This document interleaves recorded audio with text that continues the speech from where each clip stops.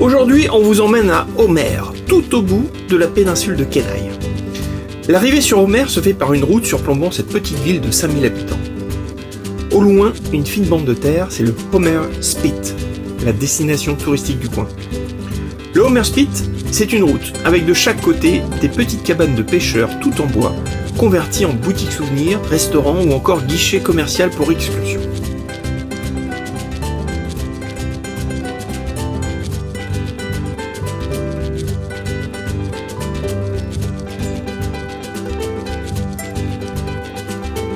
À l'entrée du Spit se trouve un cimetière de bateaux et de bus.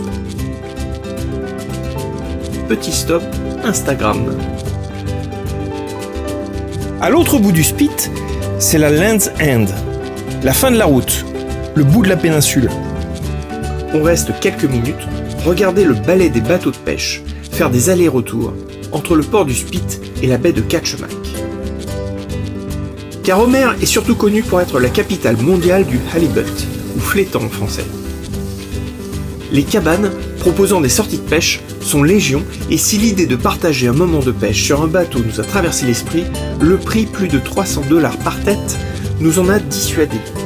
Le prix est élevé car tout le monde revient avec une grosse quantité de poissons. Surgelez-le et vous avez suffisamment de halibut pour nourrir toute votre famille pendant au moins quelques semaines. Du coup, on s'est rabattu sur un des restaurants pour goûter le halibut sous toutes ses formes. Ici, le célèbre Baked Halibut, maison du restaurant Patty's. Autre emblème du Spit, le Salty Dog Saloon. Construit en 1897, c'est l'un des premiers buildings d'Homer. Ne vous fiez pas à son architecture de phare du bout du monde, derrière sa façade se cache en réalité un réservoir d'eau. En revanche, il s'agit bien d'un bar dont le tenancier John Warren pourrait partir en retraite demain s'il détachait tous les billets $1 épinglés un peu partout du mur au plafond. Évidemment, en bon touriste, on ne résiste pas à laisser notre empreinte. L'autre excursion omniprésente sur le Spit, c'est le Grizzly Viewing, car la proximité avec les parcs nationaux Katmai et Lake Clark, accessibles qu'en avion, en fait un point de départ idéal pour passer une journée avec les grizzlies. Malgré un prix prohibitif, on ne résiste pas. Partir en Alaska sans voir les grizzlies, c'est comme rater les pigeons à Paris. Après le briefing sécurité, sans un mot sur les ours, nous montons à bord d'un petit Cessna. Il n'y a que nous dans l'avion et Ben, notre pilote, qui fera aussi office de ranger. Et c'est parti. La première partie du vol, au-dessus de la baie de Cook, est assez sympa, mais très vite, nous survolons l'exceptionnel. On se croit en route vers Jurassic Park. Canyon, vallée, volcan, glacier, tout y est. Je vous laisse simplement admirer tellement les superlatifs me manquent.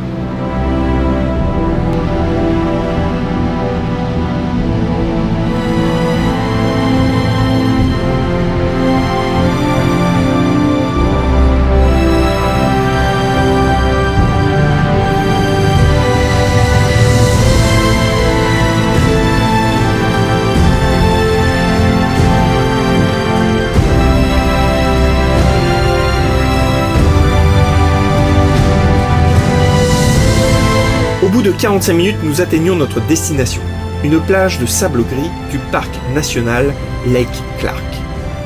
Un atterrissage en douceur, un paysage d'île déserte du bout du monde, on y est, on sait déjà que ça va être énorme. Il ne nous faudra que quelques minutes de marche pour atteindre notre premier point d'observation.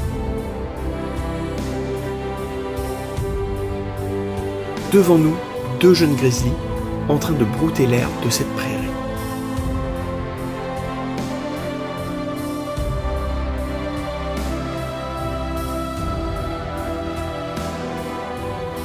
Un face-à-face stressant et fascinant à la fois. Nous sommes restés entre 30 et 50 mètres, et même si les ours nous gardent à l'œil, ils ne semblent pas nous considérer comme une menace. Même en présence d'une mère et de ses 2 oursons. Néanmoins, on a une conduite à tenir. Règle numéro 1, ne jamais courir. Le grizzly pourrait se muer immédiatement en prédateur. Et comme il court 3 fois plus vite que nous, il n'y aurait plus qu'à prier pour que Ben soit le moins rapide d'entre nous. Règle numéro 2, toujours rester groupé pour apparaître plus gros qu'un grizzly. Statistiquement, jamais un groupe de plus de 3 individus ne s'est fait attaquer en Alaska. Mais vous savez ce que je pense des statistiques.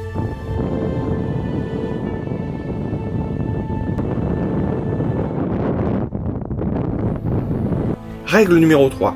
Si jamais un grizzly nous regarde avec insistance, il convient de s'accroupir.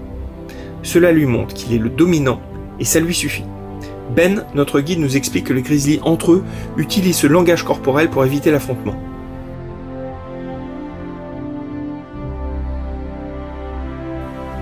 Notons que cette règle s'applique aussi en entreprise, pour éviter les conflits avec son chef. La nature a tellement à nous apprendre. Règle numéro 4. Si malgré tout ça l'ours charge, Ben déclenchera sa fusée de détresse, dont la luminosité aveuglante arrêterait net le grizzly si peu habitué aux ambiances enflammées de stade de foot. De toutes les règles, c'est la 4e qui me rassure le plus pour être honnête, même si Ben avouera vite qu'il ne s'en est jamais servi et qu'il n'a aucune idée si elle fonctionne encore. Évidemment, nous n'en avons pas eu besoin et nous avons assisté à un spectacle incroyable qui restera longtemps gravé dans nos mémoires. Comme une ours qui allait par exemple. Nous regagnons notre taxi, les cartes mémoire pleines d'images à partager.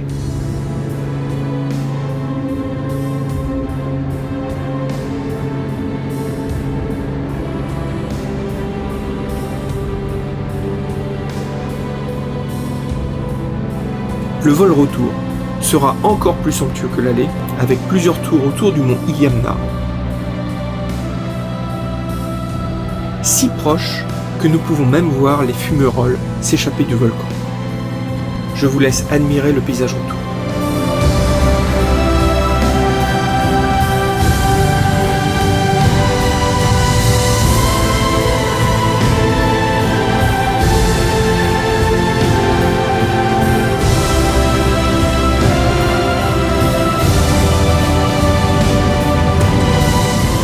En contrebas, le Homer Spit.